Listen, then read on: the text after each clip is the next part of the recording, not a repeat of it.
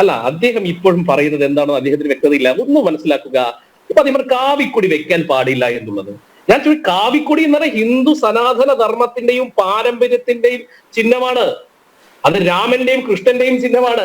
ആ ചിഹ്നം അമ്പലത്തിൽ വെക്കാൻ പാടില്ല എന്ന് പറയാൻ ഇവർക്ക് എന്താ അധികാരമാണുള്ളത്? ക്ഷേത്രങ്ങളിൽ വെക്കേണ്ട കൊടി എന്ന് പറയുന്നത് കാവിക്കൊടി തന്നെയാണ്.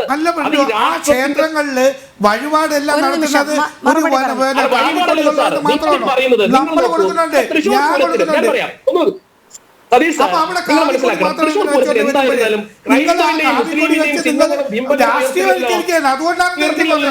അല്ല, അവിടെ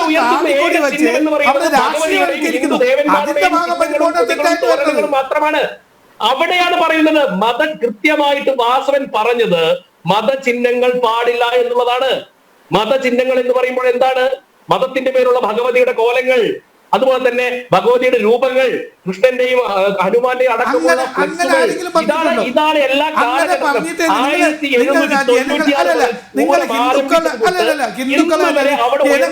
1777 ഹിന്ദു പാരമ്പര്യത്തിന്റെയും സാംസ്കാരിക മതേതര ഉത്സവമല്ല.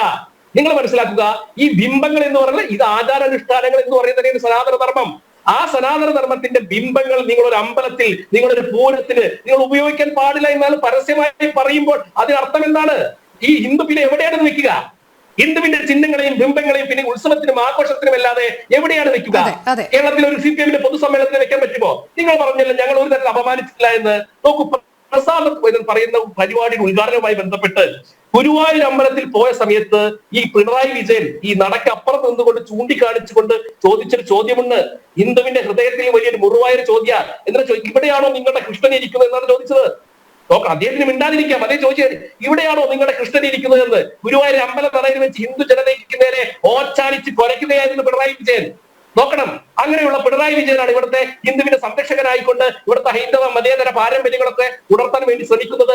നോക്കി, ഇവിടെ നിങ്ങൾ മനസ്സിലാക്കേണ്ടത് ഈ കേരളത്തിലെ ഹിന്ദു ക്ഷേത്രത്തിന് തൊട്ടപ്പുറത്തൊരു പള്ളി ഉണ്ടെങ്കിൽ അതിന് കാരണക്കാരൻ ഹിന്ദുവിന്റെ മതേതര പാരമ്പര്യമാണ്, അല്ലാതെ മറ്റൊരു മതേതര പാരമ്പര്യം കൊണ്ടൊന്നുമല്ല. നിങ്ങൾ നോക്കി, ഇവിടെ പുത്തൻ പള്ളിയിൽ ക്രിസ്ത്യാനികളുടെ നേർച്ച നടക്കുന്നുണ്ട്, മലപ്പുറത്ത് ആണ്ട് നേർച്ച നടക്കുന്നുണ്ട്, അനവധി ക്രിസ്ത്യൻ മുസ്ലിം ആരാധനകൾ വിവിധ പരിപാടികൾ നടക്കുന്നുണ്ട്. ഏതെങ്കിലും ഒരു മന്ത്രി അവിടെ വന്നുകൊണ്ട് അവന്റെ ആചാരങ്ങൾക്ക് നേരെ ഏതെങ്കിലും രീതിയിൽ ഒരു അക്ഷരം മിണ്ടുന്നുണ്ടോ? എന്തുകൊണ്ടാണ് നിങ്ങൾ ഹിന്ദുക്കൾക്ക് നേരെ ഇങ്ങനെ ആത്മീയമായിട്ട് നിരവധി വർഷങ്ങളായിക്കൊണ്ട് നിങ്ങൾ ഈ ശ്രമം നടത്തിക്കൊണ്ടിരിക്കുകയാണ്? കാരണമുണ്ട്. കാരണം എന്താണ്? ഈ അമ്പലങ്ങളെയും ക്ഷേത്രങ്ങളെയും തകർക്കാൻ വേണ്ടി ശ്രമിച്ചവരാണ് നിങ്ങൾ.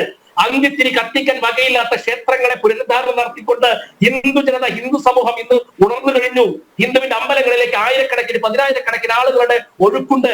അത് കണ്ട് നിങ്ങൾക്ക് സനാതന ധർമ്മത്തിന്റെ ഉയർത്തെഴുന്നേൽപ്പ് കണ്ടിട്ടുള്ള നിങ്ങളുടെ പ്രശ്നമാണ് ഈ പറയുന്ന ഹിന്ദു ക്ഷേത്രങ്ങളെയും സനാതന ധർമ്മത്തെയും ഹൈന്ദവ സംസ്കാരങ്ങളെയും തകർക്കാൻ വേണ്ടി നിങ്ങൾ ശ്രമിക്കുന്നത്.